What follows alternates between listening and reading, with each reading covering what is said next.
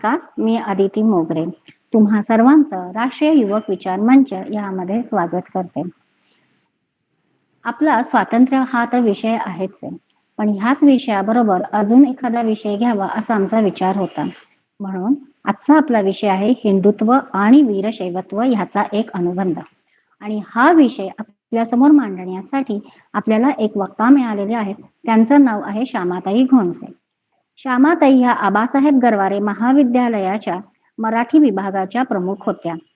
यांची सगळ्यात महत्वाची ओळख म्हणजे ह्या आदर्श शिक्षिका, संत वाङ्मय लेखक पुरस्कार, संत चोखामेळा पुरस्कार असे बरेच पुरस्कार त्यांना मिळालेले आहेत. म्हणजे तुम्हाला सगळ्यांना समजला असेलच की मराठी वाङ्मय ह्याचा त्यांचा किती गाढा अभ्यास आहे. त्याचबरोबर त्यांनी PhD सुद्धा केलेली आहे, म्हणजेच त्यांना डॉक्टरेटही मिळालेला आहे. आणि ह्या डॉक्टरेटसाठी त्यांनी जो विषय निवडलेला होता, हा विषय होता तो म्हणजे वीरशैव हाच विषय होता. आणि हा विषय आपल्या पुणे महाविद्यालयात नाहीच तर अख्ख्या महाराष्ट्रामध्ये सुद्धा पहिला म्हणून विषय होता. सो आता मी श्यामाताईंना विनंती करते की श्यामाताईंनी आपला विषय मांडावा आणि त्याची सुरुवात करावी. नमस्कार. हिंदुत्व आणि वीरशैवत्व एक अनुबंध या विषयावर राष्ट्रीय युवा विचार मंच यांनी नवरात्री निमित्त आयोजित केलेल्या व्याख्यानमालेमध्ये बोलण्याची संधी मला मिळालेली आहे. त्याबद्दल मी प्रथमतः त्यांचे आभार मानते. अर्थात हा जो दिवस आहे आजचा, तो आहे नवरात्रीची षष्ठी आणि म्हणून आपल्या सगळ्यांमधलंच आत्मचैतन्य जागृत करणारी आणि आपल्यामधल्या दुष्ट प्रवृत्तींशी लढणाऱ्या जगन्मातेला आपण प्रथमतः वंदन करूया. या देवी सर्वभूतेषु राष्ट्ररूपेण संस्थिता नमस्तस्यै नमस्तस्यै नमस्तस्यै नमो नमः.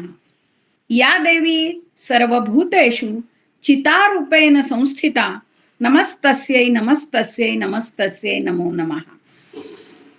मैत्रिणींनो आणि मित्रांनो, या देवी स्तवनामधले 2 शब्द फार मला महत्वाचे वाटतात. एक आहे ते म्हणजे राष्ट्र आणि दुसरं म्हणजे चिती. हे दोनही शब्द आपल्या तरुण पिढीच्या दृष्टीने फार महत्वाचे.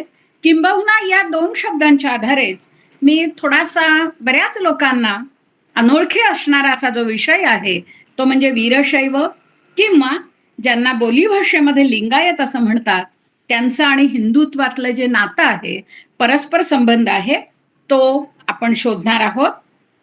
एक आहे की आधी लक्षात घेतलं पाहिजे, राष्ट्राबद्दल बोलायला नकोच, पण चिती हा जो शब्द आहे, चिती याचा अर्थ आहे राष्ट्राचा आत्मा. मग राष्ट्राचा आत्मा नेमका काय असतो याचा शोध आपल्याला या संवादामधून घ्यायचा आहे. कारण शेवटी आपल्यामधलं एकत्व, आपल्यामधली परस्परांवरचा विश्वास, परस्परांमध्ये असणारं सामंजस्य आणि परस्परांमधला जो बंधुभाव असतो ना, तो कुठल्याही राष्ट्राची चिती असते, तो आत्मा असतो. आणि हा आत्मा अस्वस्थ करण्याचं काम खूप आजूबाजूच्या शक्ती करत असतात. या शक्तींमधलं एक आपल्याला लक्षात आलं असेल की गेले काही वर्ष, एक 10-12 वर्ष आपण एक शब्दप्रयोग ऐकतोय आणि तो म्हणजे की वीरशैव स्वतंत्र धर्म मागणी किंवा लिंगायत स्वतंत्र धर्म मागणी. आणि मग जर मी चिती मानते, राष्ट्राचा आत्मा एक आहे असं मानते, तर मग ह्या मागणीचा नेमका अर्थ काय आहे आणि खरोखरच या संप्रदायाचा आणि हिंदुत्वाचा काही संबंध आहे की नाही, त्यांचा काही आंतरिक नातं आहे की नाही, हे थोडंसं आपण तपासून पाहणार आहोत. हे तपासून पाहत असताना एक आपल्याला सगळ्यांनाच माहिती आहे की वीरशैव किंवा ज्यांना लिंगायत असंही म्हटलं जातं, ही भारतीय तत्वज्ञानातली एक अत्यंत महत्वाची अशी विचारधारा आहे. आणि त्या विचारधारेचं नाव आहे, तात्विक नाव असं आहे की शक्ती विशिष्टाद्वैत सिद्धांत. आता हा जो सिद्धांत आहे हा शैव दर्शनाशी संबंधित आहे. आता दर्शन म्हणजे आपल्याला सगळ्यांनाच माहिती आहे की दर्शन म्हणजे भारतीय तत्वप्रणालीमध्ये परमेश्वराचा या जगातल्या चराचर सृष्टीचा आणि माणसाचा नेमका काय संबंध असतो याचा एक तात्विक अंगाने घेतलेला धांडोळा म्हणजे दर्शन असतं, असं आपण सोप्या भाषेत म्हणूया. आपल्याकडे 2 दर्शनं महत्वाची मानली जातात. त्याच्यामधलं एक महत्वाचं दर्शन आहे ज्याला म्हटलं जातं शैव दर्शन. आणि या शैव दर्शनाला किमान 5 ते 6 हजार वर्षांची परंपरा आहे. वेद आणि उपनिषदांमधून या दर्शनाला अत्यंत महत्वाचं स्थान दिलेलं आहे. आणि असं असताना देखील या संप्रदायातील वीरशैव आणि लिंगायत संप्रदायातली स्वतःला विचारवंत म्हणवणारी जी मंडळी आहेत ती असं का बरं म्हणतायत की आम्ही हिंदूंपासून वेगळे आहोत, आम्ही हिंदू नाही? एका अर्थाने त्यांचं ते सगळं म्हणणं जेव्हा शांतपणे आपण विचार करतो तेव्हा ते थोडं अट्टहासाचं आहे की काय, असं आपल्याला प्रश्न पडतो. असेही त्यातली जरा मवाळ मंडळी असं म्हणतात की आम्ही संस्कृतीने हिंदू आहोत पण धर्माने मात्र स्वतंत्र आहोत. तर आता संस्कृती आणि धर्म असं 100% आपल्याला बाजूला काढता येतात का? याचा एक आपल्याला निरक्षीर विवेकानं थोडा धांडोळा घ्यायचा आहे. खरं काय खोटं काय सोप्या भाषेत बोलायचं तर तोही आपण थोडं बघूया. शिवाय हे असे गोंधळ का होतात तर आपल्याला माहिती आहे की हे जे आपलं ज्ञान आहे कुठलं पाश्चात्य समाजशास्त्राचं, मी आवर्जून असं म्हणते की पाश्चात्य समाजशास्त्राच्या शास्त्रीय विचारानुसार समूह समाज म्हणजे काय तर ते असं म्हणतात की अनेक व्यक्तींनी निर्माण केलेला समूह म्हणजे समाज. परंतु बघा जर तुम्ही नीट विचार केला तर असं लक्षात येतं की केवळ दीर्घकाळ आपण एकमेकांच्या सहवासात राहिलो म्हणजे समाजाची निर्मिती नाही होत. ही समाजाची निर्मिती आपल्याला करायची असेल, कारण का समाज महत्वाचा काय तर ज्ञानदेवांचं एक अतिशय सुंदर आहे की ही लोकसंस्था आहे. आणि लोकसंस्था कशी आहे समाज ही तर ती रक्षणीय सर्वथा, तिचं रक्षण केलं पाहिजे. मग का रक्षण करायचं तर अर्थातच अशा ज्या समाज असतो त्या समाजातूनच पर्यायाने राष्ट्रीय वृत्ती आणि राष्ट्र विकसित होत असतं.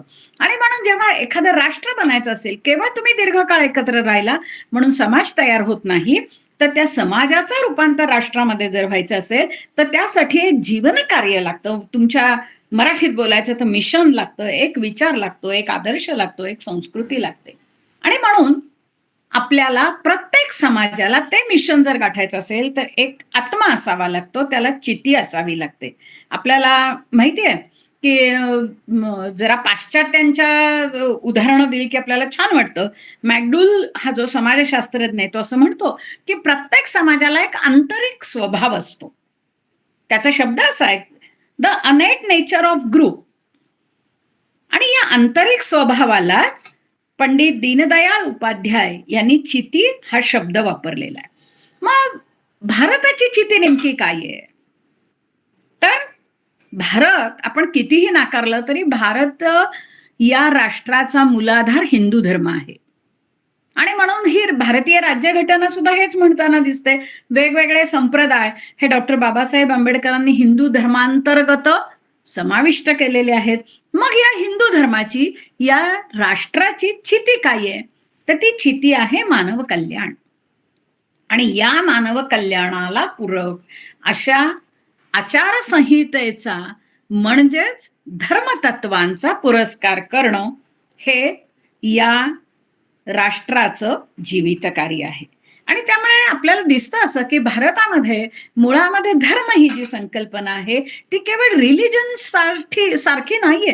इथे एकच एक धर्म, एकच एक पंथ, एकच एक पुस्तक म्हणजे धर्मग्रंथ, एकच एक कोणीतरी काय म्हणूया की तारणहार किंवा मसीहा असं नाहीये.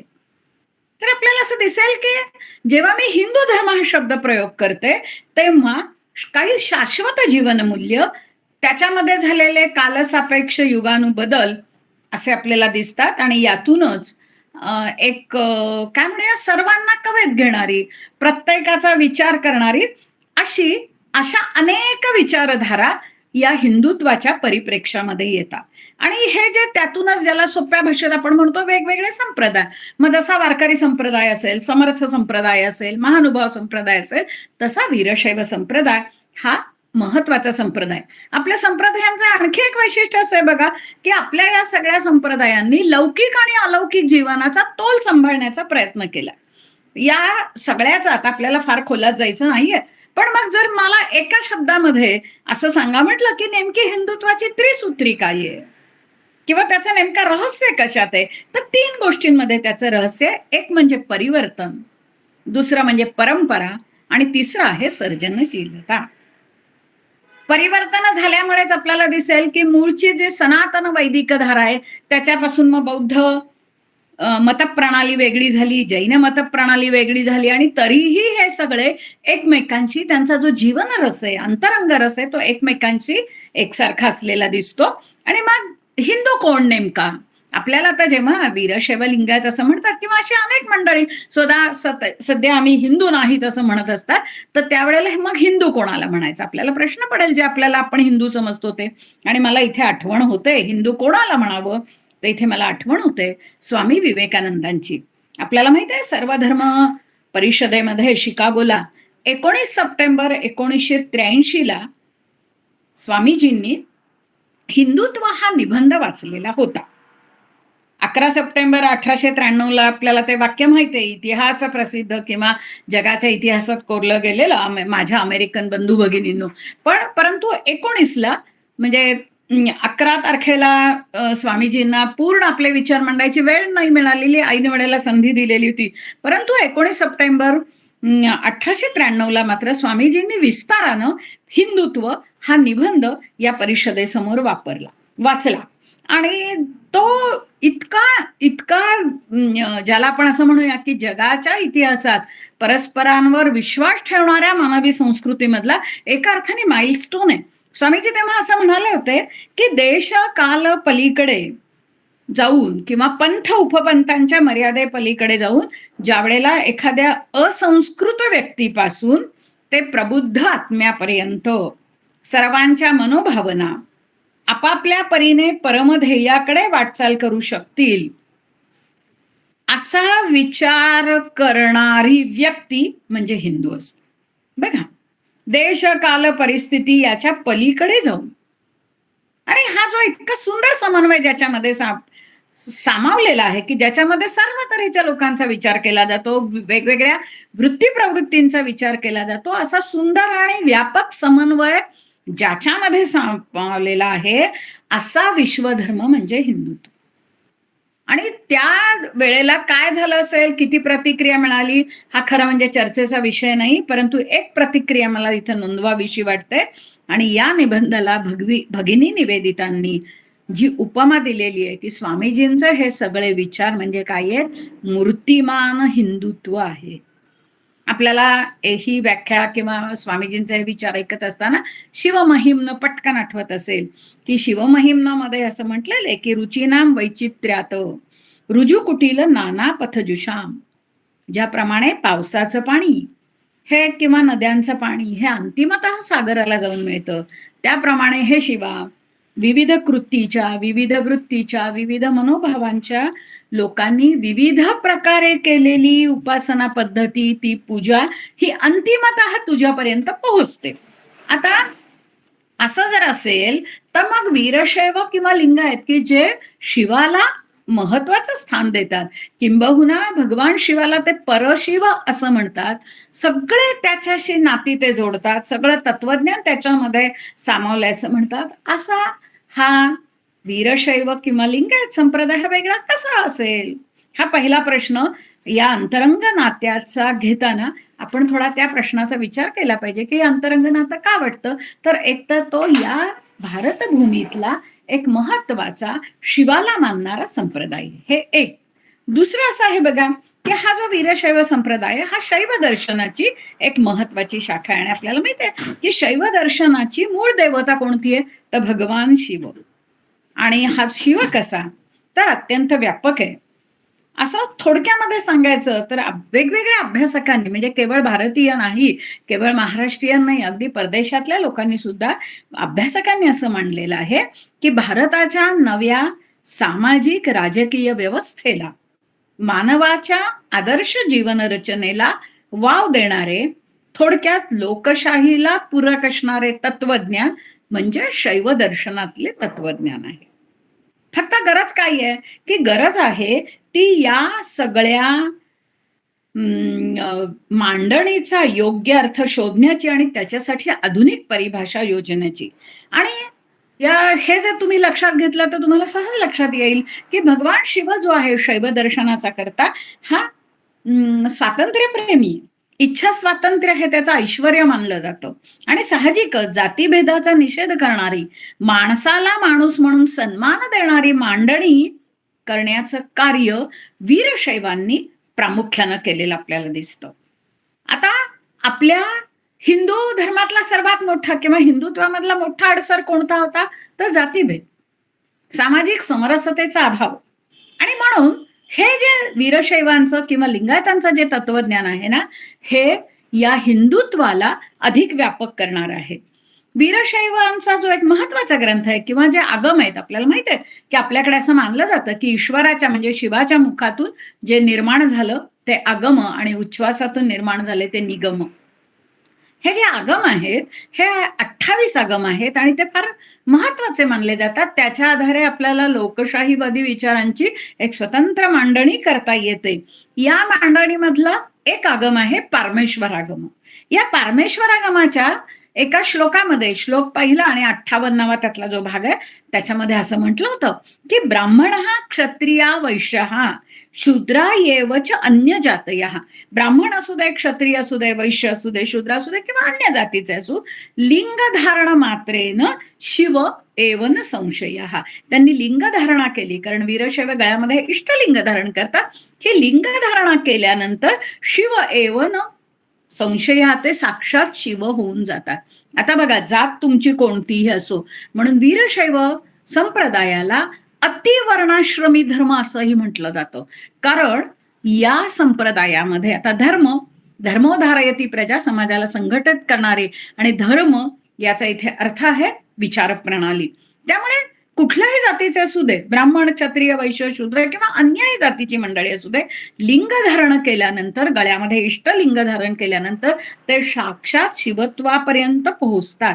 आता गंमत अशी आहे बघा की लिंग धारणेनंतर म्हणजे इष्टलिंग धारणेनंतर व्यक्तीमधले वर्णभेद, जातीभेद नष्ट होतात आणि ती व्यक्ती शिवत्वाला पोहोचते, अशी सांगणारी ही हिंदुत्वातली व्यापक विचारसरणी. कदाचित इतकी ती व्यापक असल्यामुळे असेल, जाणीवपूर्वक या विचार संप्रदायाबद्दल किंवा या विचार प्रणालीबद्दल तुमच्या माझ्या मनात भेद कसे निर्माण होतील असा जाणीवपूर्वक प्रयत्न गेली 150-200 वर्ष झाल्याचं आपल्याला निश्चित पुराव्यांच्या आधारे म्हणता येतं. वीरशैवांमधला म्हटलं की तुम्हाला पटकन एक नाव आठवतं, महात्मा बसवेश्वर. लक्षात येतं की महात्मा बसवेश्वरांनी असं म्हटलं जातं की त्यांनी भारतामध्ये पहिल्यांदा किंवा त्या काळच्या अखंड हिंदुस्थानामध्ये पहिल्यांदा सामाजिक, धार्मिक, लोकशाहीचा एक पहिला प्रयोग केला अनुभव मंटप याद्वारे. आणि महात्मा बसवेश्वर अनुभव मंटप, मग लक्षात येतं बघा, बसवेश्वरांचा जेव्हा अभ्यास केला तेव्हा असं लक्षात येतं की बसवेश्वरांनी काय केलं, हा जो एक वेगळा लोकशाहीचा प्रयोग भारताच्या धार्मिक आणि सामाजिक इतिहासात पहिल्यांदा केलेला आहे 11व्या-12व्या शतकामध्ये, त्याचं कारणच आहे की त्यांच्या सगळ्या विचारसरणी मागे ही मूळची वीरशैव सिद्धांत शिखामणी आणि वीरशैव जे आगम आहेत की आगमांच्या उत्तर भागामध्ये वीरशैव संप्रदाय आपल्याला दिसतो. या सगळ्याची एक दृढ बैठक आहे. आपल्याला दिसेल असं की आपण काय म्हणतो बघा की हिंदू धर्माचं वैशिष्ट्य मागाशी मी म्हटल्याप्रमाणे परिवर्तन आहे, परंपरा आहे आणि सृजनशीलता आहे. आता याच्या जोडीलाच जी महत्वाची गोष्ट आहे की समाज रक्षण करणं, व्यक्ती रक्षण करणं. आणि आता तर नवरात्रामध्ये शक्ती किती महत्वाची आहे आणि व्यक्ती किती महत्वाची हे सांगायला नको. वीरशैवांनी काय केलं बघा, बरोबर या दोन गोष्टींना आपल्या तत्वज्ञानामध्ये स्थान दिलं. त्यांनी काय केलं की पंचाचार आणि अष्टावरणाचा वापर केला.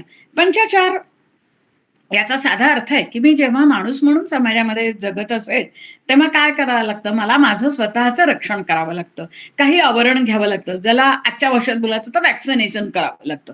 मग हे वॅक्सिनेशन वीरशैवांनी कुठलं मानलं, तर त्यांनी मानलं गुरु, लिंग, जंगम, विभूती, रुद्राक्ष, शिवमंत्र, पादोदक, प्रसाद ही त्यांची अष्टावर्ण, की या 8 गोष्टींमुळे व्यक्ती म्हणून माझा विकास होणार आहे, व्यक्ती म्हणून मी या समाजामध्ये राहायला योग्य बनणार आहे. आता नुसता भक्ताचा हा जो वैयक्तिक प्रवास आहे, कारण शेवटी काय आहे, भारतीय सगळ्या संप्रदायांची एक विचारधारा आहे. स्वामीजी जे म्हणायचे की भारतातल्या प्रत्येक माणसाच्या कधीच तो नास्तिक होऊ शकत नाही. त्याच्या सगळ्या रक्तामधून त्याच्या सगळ्या पेशी या कशा आहेत, या आध्यात्मिक आहे. अध्यात्म म्हणजे बाजार मांडणं नव्हे, तर अध्यात्म याचा अर्थ या प्रकृतीचा, या सृष्टीचा आणि या समाजाचा विचार करणारी प्रवृत्ती म्हणजे अध्यात्म. मग ही आध्यात्मिक जी प्रवृत्ती आहे, त्यामुळे काय की आपल्या प्रत्येकाचं उद्दिष्ट काय असतं, संप्रदाय भारतातला कुठलाही असू दे, तो असं मानतो की मी हळूहळू भक्तापासून त्या माझ्या इष्ट देवतेपर्यंत त्या देवतेशी एकरूप होणं हा प्रत्येक भारतीयांचा एक जीवित उद्दिष्ट असतं. यालाच कोणी मोक्ष म्हणतो, कोणी लिंगांग सामरस्य म्हणतं, कोणी आणखी काही नाव देतं. त्यामुळे लक्षात घ्या की अंतिम उद्दिष्ट काय भारतीयांचं किंवा भारतीय माणूस म्हणतो की मला त्या विश्वव्यापक अशा परमेश्वराशी एकरूप व्हायचंय. आणि हे एकरूप होत असताना हा जो प्रवास आहे व्यक्तीचा, तो 8 या आवरणांसह कसा करायचा हे वीरशैव मानतात. त्याच्यासाठी त्यांनी 6 अवस्था मानल्या. त्याला षटस्थल असे म्हणतात. 6 पायऱ्यांवरून हा जीव हा शिवाकडे जात असतो, त्याला ते षटस्थल म्हणतात. फार मी तत्वज्ञानामध्ये जात नाही. आणि आता जेव्हा मला ईश्वराकडे जायचंय, परंतु ईश्वराकडे जात असताना मला काही समाजात वावरणारी व्यक्ती म्हणून काही पथ्य पाळावी लागणार आहेत. आता ही पथ्य पाळणं यालाच त्यांनी म्हटलंय पंचाचार. 5 प्रकारचे आचार त्यांनी सांगितले. एक म्हणजे शिवाचार, एकनिष्ठ शिवभक्ती हवी. अर्थात सगळ्याच भारतीय संप्रदायांनी कुठली जी देवता असेल, मग वारकरी असतील तर ते एकनिष्ठ विठोबाचे भक्त असतात, रामदासी असतील, समर्थ सांप्रदायिक असतील तर ते रामाचे भक्त असतात. याचं कारण आहे की आपल्या सगळ्याच भारतीय संप्रदायांनी बहुदेवतोपासना नाकारलेली आहे. वीरशैव त्याला अपवाद नाहीत. शिवाचार. दुसरा आहे लिंगाचार. माझ्या गळ्यामध्ये जे लिंग आहे त्या इष्टलिंगाला मी अतिशय दृढतेनं त्याची पूजा अर्चन केलं पाहिजे. डाव्या तळ हातावर ते घेऊन त्याची पूजा केली पाहिजे. आणि ज्या क्षणी माझ्या गळ्यातलं लिंग दूर होईल त्या क्षणी आपण जर वीरशैवांचा इतिहास बघितला, शिवपुराणांचे काही संदर्भ बघितले, तर गळ्यातलं इष्टलिंग बाजूला झाल्याबरोबर तत्क्षणीच मृत्यू स्वीकारणारे असे एकनिष्ठ कट्टर शिवभक्त आपल्याला दिसतात.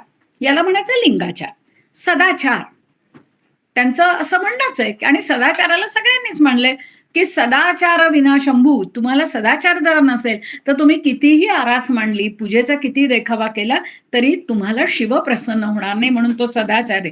भृत्याचार याचा अर्थ काय आहे की समाजातला मी एक महत्वाचा घटक आहे आणि समाजातल्या अन्य घटकांची सेवा करणं, त्यांच्या कल्याणाची चिंता करणं. कोणाप्रमाणे? भृत्य म्हणजे सेवकाप्रमाणे मी त्या समाजातल्या सुखदुःखाशी एकरूप होणं, त्यांची सेवा करणं हे अपेक्षित आहे. आणि शेवटचा जो आचार आहे त्याला ते म्हणतात गणाचार.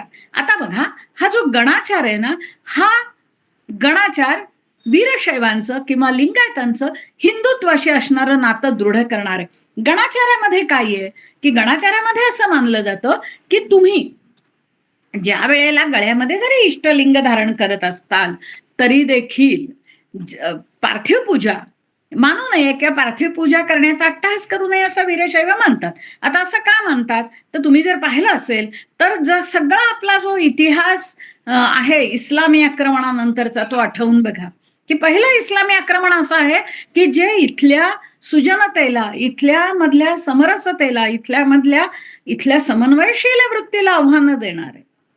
धर्मांध असं ते आहे. आणि बुतशिकन असणं, सगळ्या मूर्ती फोडणं हाच त्यांच्यामधला वीरत्वाचा भाग होता. अशा वेळेला वीरशैवांनी हिंदुत्व रक्षणाचं काम कसं केलं बघा की त्यांनी त्या मंदिरामध्ये असणारा शिव हा त्यांच्या परंपरेमध्ये तर गळ्यात धारण करायचाच होता, पण पार्थिव शिवपूजेपेक्षा इष्टलिंगाला महत्व मानल्यामुळे काय झालं की जर तुम्ही देवच तुमच्या बरोबर असेल तर देवालय उद्ध्वस्त झाली तरी समाज हा अस्वस्थ होणार नाही, किंवा अस्वस्थ झाला ना तरी देखील त्याला एक मानसिक आधार मिळेल.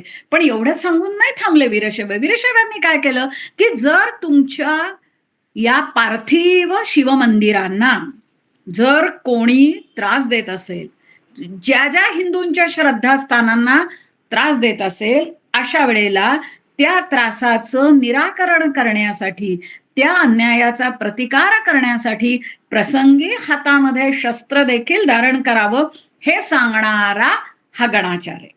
आणि मग आपल्याला असं दिसतं की जेव्हा ज्याला अवैदिक मतं म्हटलं जातात, बिज्जल आणि तो जो सगळा काळ आहे, मधला जो काळ आहे, कर्मठ सनातन्यांचा जो काळ आहे, त्या काळामध्ये त्रास होतोय म्हटल्यानंतर आपल्याला असं दिसतं की भारतामधली एकमेव रक्तरंजित क्रांती जर कुठली असेल तर ती कल्याण क्रांती आहे. महात्मा बसवेश्वर आणि त्यांच्या शिवचरणांनी या सगळ्या क्रांतीला ते सामोरे गेलेले आहेत. बसवेश्वरांनी दोन्ही बाजूला समजावून सांगण्याचा प्रयत्न केला, पण ऐकत नाहीत म्हटल्यानंतर मुळामध्ये मवाळा प्रवृत्तीचे बसवेश्वर आहे ते कुडल संगमला गेले. परंतु त्याच काळामध्ये आपल्याला असा इतिहास आहे, अतिशय उज्ज्वल इतिहास आहे, पण दुर्दैवानं तो कर्नाटक वगळता अन्यत्र हा उपेक्षित राहिलेला आहे. की 350 महिला या बसवेश्वरांची बहीण अक्क नागम्मा हिच्या नेतृत्वाखाली लढलेल्या आहेत. म्हणजे भारतातली आद्य महिला सेनापती या अक्क नागम्मा आहेत, बसवेश्वरांची बहीण. आज आपल्याला सैन्य दलामध्ये स्त्रियांना स्थान मिळते, पण 750 म्हणजे इसवी सनाच्या 12व्या शतकाच्या उत्तरार्धामध्ये आपल्याला हे चित्र दिसतं की 350 महिला हातामध्ये शस्त्र घेऊन वचन साहित्याच्या रक्षणासाठी लढलेल्या आहेत. जगाच्या इतिहासातला हा एकमेव लढा आहे की आपल्या वाङ्मयाचं रक्षण करण्यासाठी स्त्रियांनी देखील हातात शस्त्र घेतलेली आहेत, आणि याला म्हटलं जातं गणाचार. आता बघा की आज आपण कोणीच म्हणणार नाही, आपण सगळे लोकशाही राष्ट्रामध्ये राहतोय, आपण कधीही गणाचार दलाचं या अर्थाने समर्थन करणार नाही. पण प्रत्येक वेळेला शस्त्र याचा अर्थ कुठला तरी ढाल तलवार असतेच असं नाही. आज आपल्या हातामध्ये जे शस्त्र आहे ते सदाचाराचं शस्त्र आहे. आज आपल्या हातामध्ये शस्त्र आहे ते समन्वयाचं शस्त्र आहे. आणि आज आपल्या हातामध्ये जे शस्त्र आहे ते लेखणीचं शस्त्र. आणि म्हणून आज जर मला या सगळ्या आंदोलनाविरुद्ध उभं राहायचं असेल, हिंदुत्वाचा परिप्रेक्ष्य जर विस्तृत करायचा असेल, आणि तोही या असुरांशी लढणाऱ्या जगन्मातेच्या प्रतिष्ठापनेच्या कार्यकाळामध्ये, तर त्यावेळेला मला विचार करावा लागेल. आणि म्हणून हिंदुत्वामध्ये आपल्याला असं दिसेल की 2 संप्रदाय असे आहेत की मी नेहमी म्हणते की त्या 2 संप्रदायांच्या आधारे हिंदू धर्म हा अत्यंत सुरक्षित राहिलेला होता. एक म्हणजे दक्षिणेकडचे असणारा वीरशैव संप्रदाय आणि वायव्य भारतामध्ये असणारा सिख संप्रदाय. पुन्हा त्यातला योगायोगाचा भाग आहे की या दोन्ही संप्रदायांना जोडणारी महत्वाची व्यक्ती, पुन्हा तीही बरीचशी काय म्हणूया अलक्षित नाही म्हणणार, उपेक्षित राहिलेली, आणि ते म्हणजे संत नामदेवराय. पुन्हा तो एक वेगळा विषय आहे. परंतु बघा की शैव दर्शनातली एक महत्वाची शाखा वीरशैव, वीरशैवांशी नातं सांगणारे वारकरी, त्या वारकरी संप्रदाय ज्यांना भक्त शिरोमणी म्हणतात ते संत नामदेवराय, आणि तिकडे सिख बांधव की ज्यांची तलवार ही हिंदू रक्षणाची तेग की तलवार मानली जाते. ह्या सगळ्याचा आपण खरं म्हणजे समन्वयाने विचार केला पाहिजे. परंतु होतं कसं की नाही, आम्ही हिंदू नाहीत असं म्हटलं किंवा आपणही संभ्रमावस्थेत असलो तर आपण आपल्या किती परंपरांना विसरतोय हे लक्षात घ्या. दुसरी गोष्ट आपल्याला या संदर्भामध्ये सतत ऐकायला येते की काही मंडळी असं म्हणतात, नाही नाही आहोत ते बोलतायत ना श्यामागोंडचे वीरशैव असतील, आम्ही लिंगायत आहोत. मुळामध्ये कसं आहे की वीरशैव किंवा लिंगायत या एकाच नाण्याच्या 2 बाजू आहेत, ते वेगळे नाहीत. ग्रांथिक नाव आहे वीरशैव की जे महाभारत कालामध्ये सुद्धा आपल्याला वीरशैवांचा उल्लेख मिळतो, आणि बोली भाषेतलं नाव आहे लिंगायत की ज्यांनी लिंगायत हा पर्यायवाचक शब्द आहे, बोली भाषेतला शब्द आहे.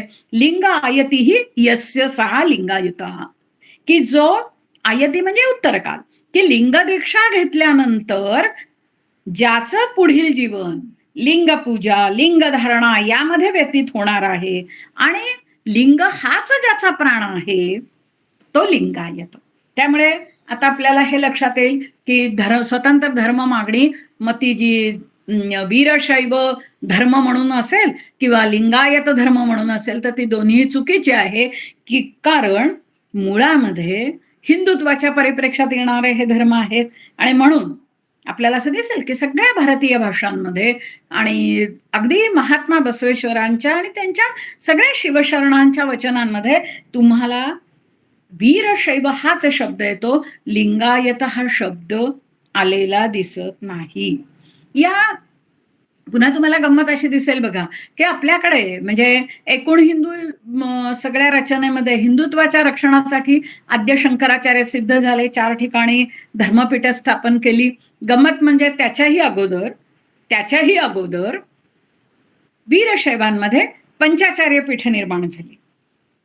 आणि पुढे याच्यामध्ये जी 2 विचारधारा निर्माण झाल्या, एक वीरशैवांमध्ये धारा झाली ती पंचाचार्य परंपरा, दुसरी विचारधारा निर्माण झाली ती विरक्त परंपरा, की जी महात्मा बसवेश्वरांना मानते आणि तिकडे कर्नाटकामध्ये त्याला शरण म्हणतात, इथे महाराष्ट्रामध्ये आपण मराठीमध्ये त्याला संत म्हणतो.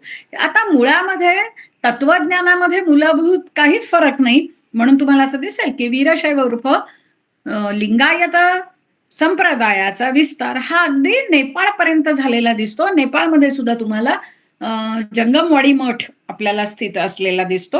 याचाही विचार करावा लागेल. जशी आपली 4 हिंदूंची पीठं आहेत त्याप्रमाणे वीरशैवांची 5 पीठ आहेत. त्यांना पंचाचार्य परंपरेतली 5 पीठ आहेत: रंभापुरी, उज्जैनी, केदार, श्रीशैल्य आणि काशी किंवा वाराणसी. आता ही तशीच विरक्त परंपरेतली 5 पीठ आहेत. विरक्त परंपरेलाच आणखी एक शब्द आहे निराभारी परंपरा. त्यांची मुरघा, चिलाळ, कुमार, केम्पिन आणि संपादनीय अशी 5 पीठ आहेत. आता विरक्त परंपरेतले जे प्रमुख असतात, म्हणजे आपण जे प्रमुख असतात त्यांना समयाचार्य असं म्हणतात.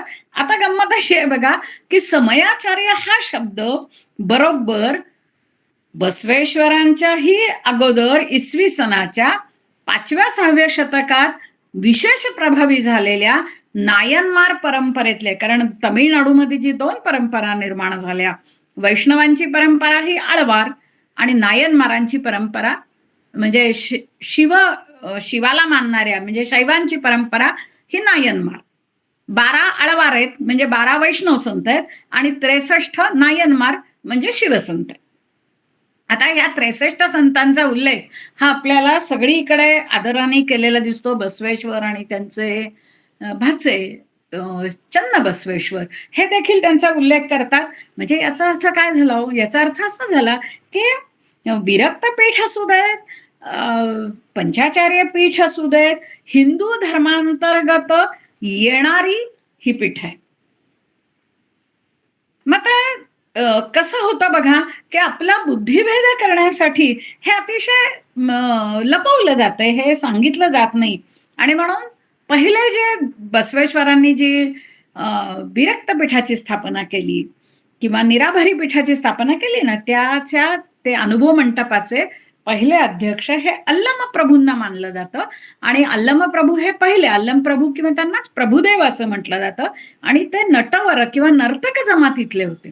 मात्र अलीकडे आपल्याला असं दिसतं की बसवेश्वरांचे अनुयायी म्हणवणारी मंडळी अल्लम प्रभूंचा उल्लेख मात्र अतिशय तुच्छ शब्दात, एकेरी शब्दात आणि दलित जात म्हणून करतात. तेव्हा आपल्याला फार वाईट वाटतं की अरे, जो हिंदू धर्माला शाप आहे ना, तो शाप आम्ही वेगळे आहोत हिंदू नाहीत म्हणवणारी मंडळींना सुद्धा लागलेला आहे, कारण मुळात ते हिंदूच आहेत ना. हा जो शाप आहे ना, त्या शापाला कमी करत आपल्याला एक एकरस एकात्म समाज निर्माण करायचा आहे. आणि त्याच दृष्टीने आपण हे सगळं विचारचिंतन करतोय. आपल्याला हे लक्षात घेतलं पाहिजे की जाती अंताची लढाई वगैरे बोलणं सोपं असतं, आम्ही हिंदू नाही म्हणणं सोपं असतं, पण आपल्याकडचे हे संपूर्ण भारतीय संस्कृतीचं आणि भारत या राष्ट्राचं जे वस्त्र आहे ना, त्याचं समन्वयाच्या सगळ्या उभ्या आडव्या धागांनी विणलेलं आहे. त्यामुळे कुठलाही धागा तुम्हाला असा उसवून काढता येत नाही. तो उसवून काढला ना तर त्याचे परिणाम हे आपल्याला पुढे कालांतराने अधिक दिसणार आहेत. दुसरी गोष्ट अशी आहे की हा जो हिंदुत्वाचा रेशमी धागा आहे, तो रेशमी धागा हा आपण अनुभवत असताना महत्वाची जोडणारी गोष्ट कोणती आहे की वीरशैव, लिंगायत आणि हिंदुत्वाला. तर ते म्हणजे वेद. आता असं सांगतात, तुम्हाला असं ऐकायला येत असेल की नाही नाही नाही, वेदांच्या बद्दल बसवेश्वर खूप वेडं बोलले वगैरे वगैरे वगैरे. मी जेव्हा या सगळ्या सगळ्या वचनांचा अभ्यास केला तेव्हा असं लक्षात आलं की अरे असं काही नाहीये. बसवेश्वरांनी वेदांचा 2-3 ठिकाणी उल्लेख केलेला आहे. मग तो केवळ त्याच्यामधलं कर्मकांड टाळण्यासाठी, जेव्हा आमचे तुकोबाराय असं म्हणतात की वेदांचा तो अर्थ आम्हासीच ठावा, येरांनी वहावा भारमाथा, तेव्हा ते काय वेगळ्या धर्माचे असतात का? किंवा जेव्हा ज्ञानदेव असं म्हणतात की वेद कृपणू झाला त्रिवर्णांच्या काणी लागला, तो जर त्रिवर्णांचाच विचार करत असेल मग ते ज्ञानदेव वेगळे असतात का? बघा, आपण थोडा विचार केला पाहिजे. उलट तुम्हाला असं दिसेल की वीरशैवांचा, लिंगायतांचा जो प्रमुख धर्म ग्रंथ ते म्हणतात, म्हणजे जो तत्वज्ञान ग्रंथ आहे त्याचं नाव आहे श्री सिद्धांत शिखामणी.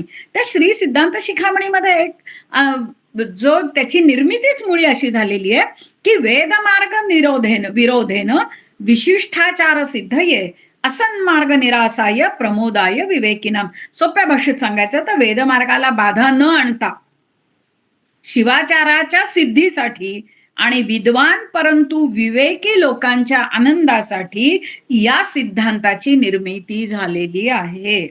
विद्वान परंतु हा शब्द माझा, कारण विद्वान खूप असतात परंतु ते विवेकी असतातच असं नाही. त्यामुळे विद्वान परंतु विवेकी लोकांच्या आनंदासाठी या शक्तिविशिष्टाद्वैत सिद्धांताची म्हणजे वीरशैव तत्वप्रणालीची निर्मिती झालेली आहे. आणि मग हे जे काही आहे की या पार्श्वभूमीवर स्वतंत्र धर्म मागणी करणारे लोक ज्या वेळेला म्हणतात की बसवण्णा वेद विरोधी होते, त्यांनी वेदांचा निषेध केला, तेव्हा त्याची वास्तविकता आपण लक्षात घ्यायला पाहिजे.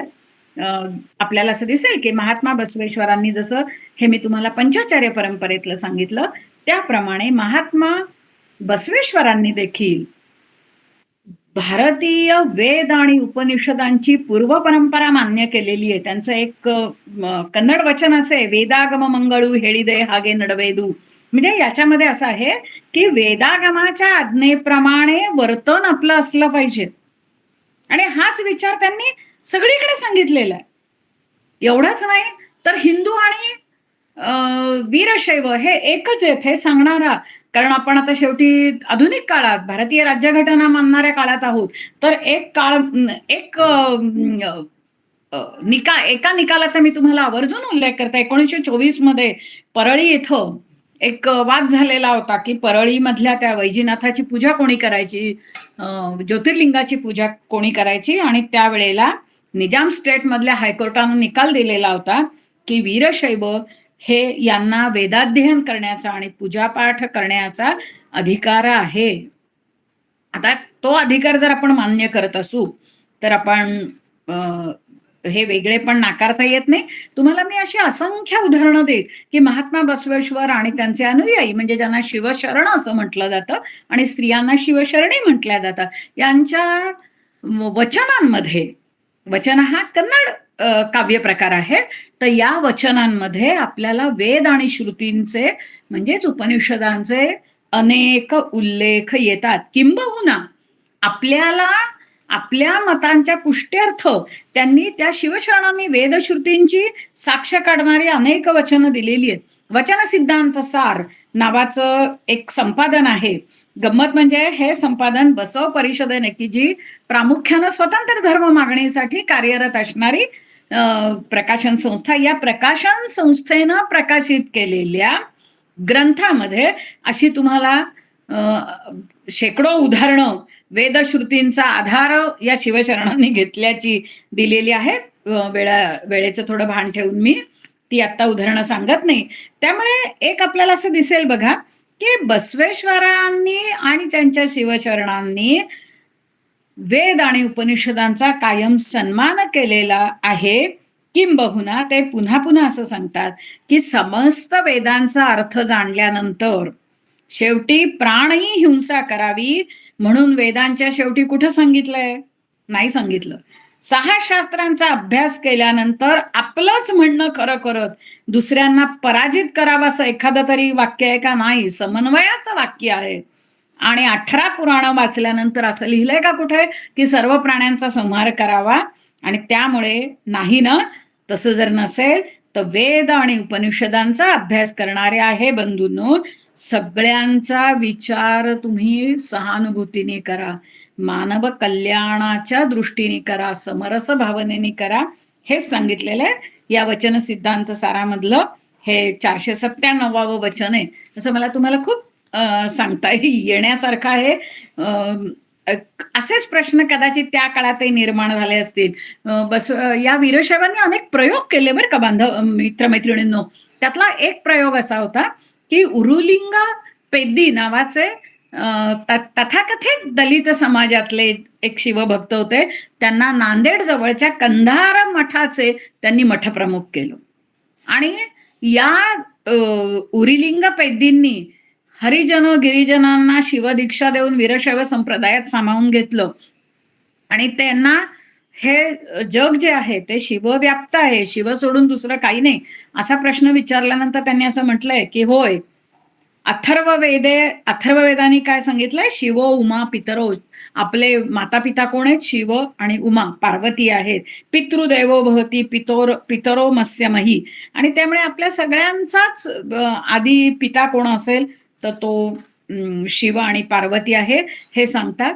लिंग धारणा, आता काय होतं बघा, आणखी भांडणाचं काम किंवा आपल्यामध्ये मतभेद करण्याचं काम काय करतात काही मंडळी? असं म्हणतात, अहो वेदांमध्ये कुठे बरं उल्लेख आहेत, हिंदू कुठे मानतात लिंग धारणा?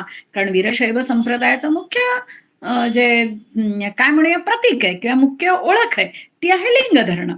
तर तुम्हाला अशीही उदाहरणं मला देता येतील की ऋग्वेदामध्ये पवित्रम ते विततम ब्रह्मस्पतये प्रभुर्गार गात्रानी परियेती विश्वतः हे एक सूत्र आलेलं आहे. आणि हे सूत्र अष्टक 7व्या मधलं 3ऱ्या अध्यायातला 8वा वर्ग येतो.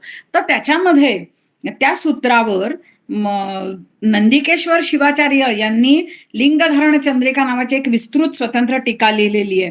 आणि गंमत अशी आहे की हे जे पुराण आहे हे लिंग पुराणामध्ये व्यास महर्षींनी 21व्या अध्यायामध्ये हे सगळं लिंग महात्म्य सांगितलंय. अनेक रुचा आपल्याला लिंग धारणेच्या मिळतात.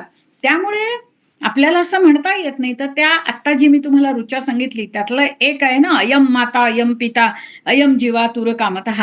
आता हे जे आहे ना अयम माता अयम पिता तोच आपल्याकडे पुढे त्वमेव माताच पिता त्वमेव या मध्ये रूपांतरित होऊन आला की हे लिंगरूप परशिव माझ्या हातात आहे.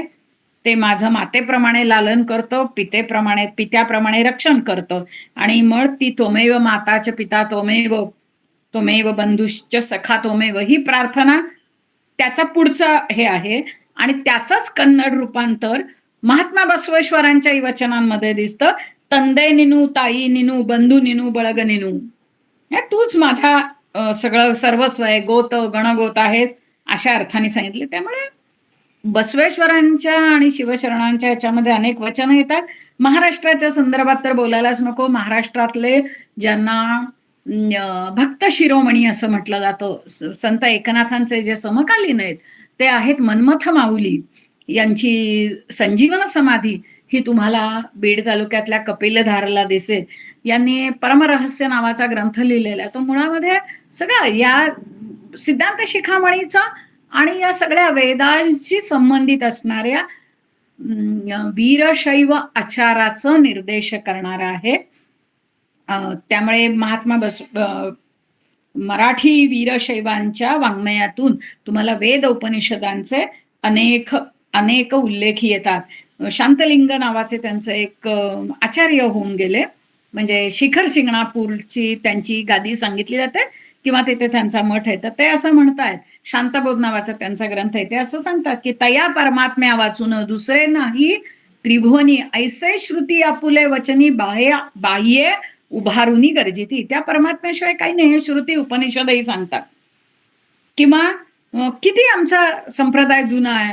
तर मन्मथ माऊली अत्यंत ठामपणे सांगतात, कोणी म्हणती शिवाचार नवा झाला बसवेश्वरापासून विस्तारला.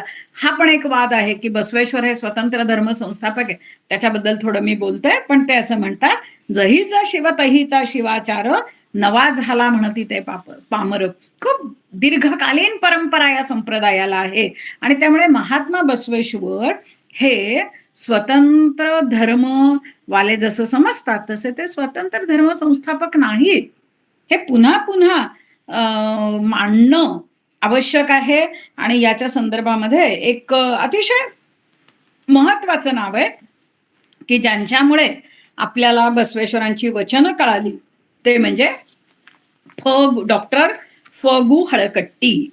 हे हळकट्टी जे आहेत यांनी ती सगळी वचनं शोधून काढली. जे काम आपल्याकडे विल भाव्यांनी केलं मराठी सारस्वतकारांनी, ते फगू हळकट्टींनी कन्नडमध्ये केलेलं आहे.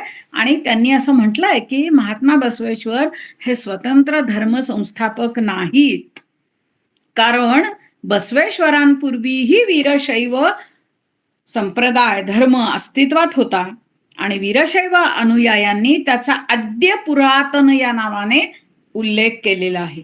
या धर्मामध्ये काही कालानुरूप काही बदल झाले, या संप्रदायामध्ये बदल झाले, परंतु त्यास नवीन धर्म म्हणता येणार नाही.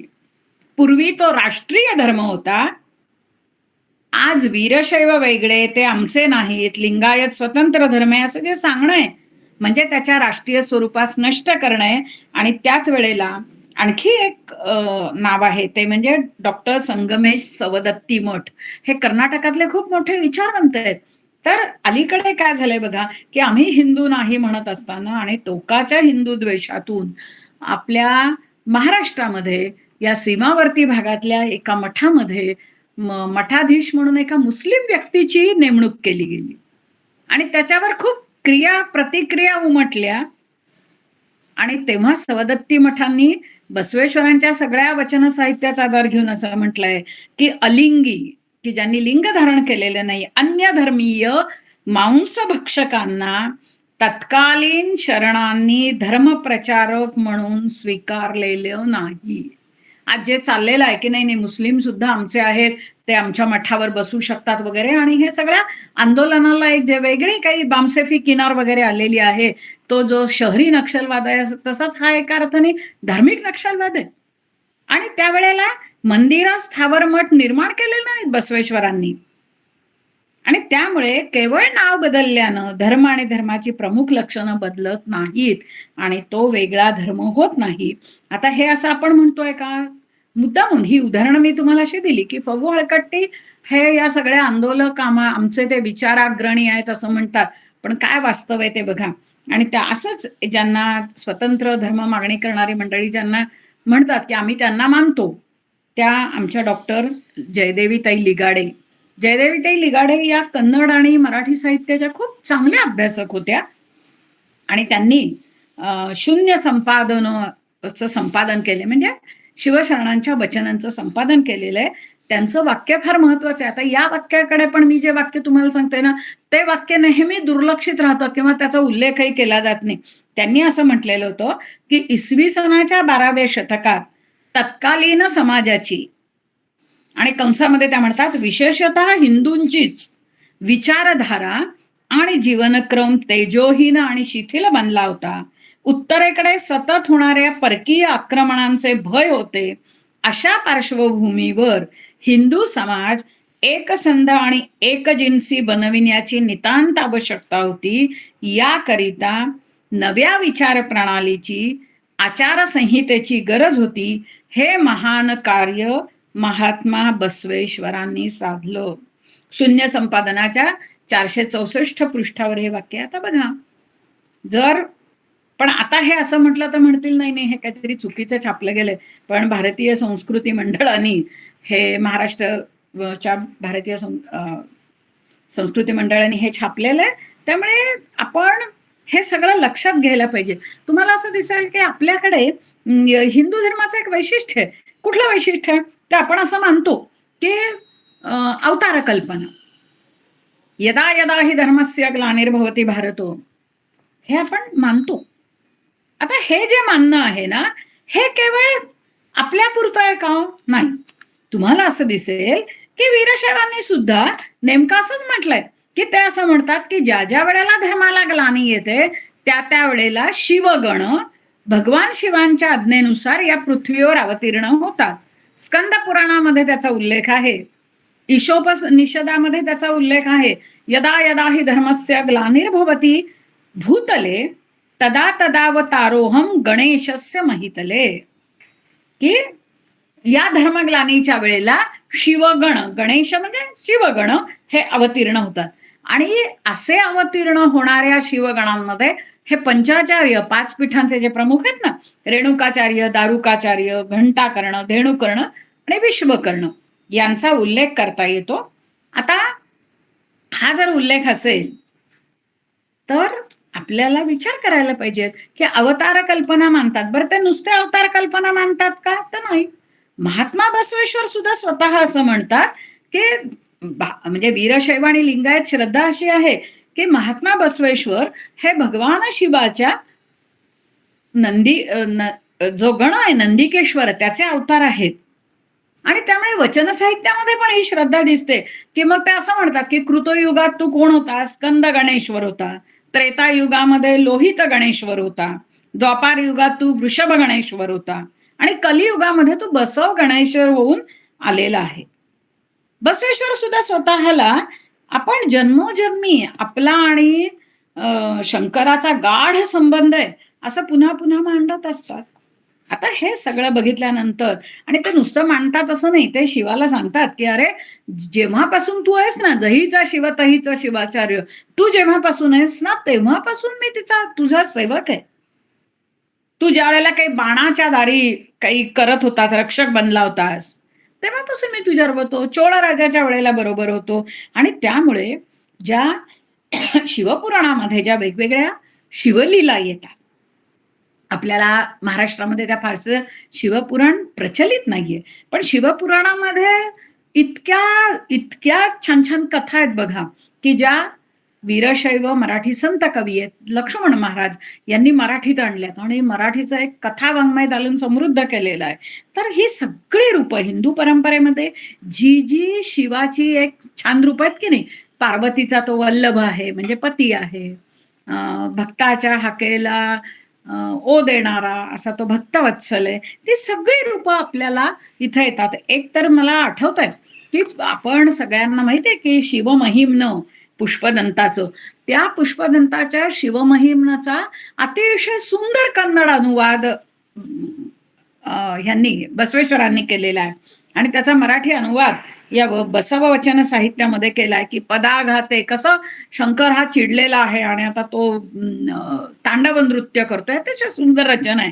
पदाघाताने धरती थरथर थरथरे, धडकता मुकुट विखुरले नक्षत्र तारे, अशी ती सुंदर ही आहे. आणि आज आमुचा कुडल संगम देव तांडव नृत्य करे. आता हे सगळं पुन्हा पुन्हा सांगायचं कारण काय आहे बघा, की हे सांगावं ना तितकं कमी आहे. एकीकडे नायनमारांशी नातं आहे, एकीकडे वेद उपनिषदांशी नातं आहे, दुसरीकडे महात्मा बसवेश्वर स्वतःला असं म्हणतात की मी शिवाचा जुना गण आहे.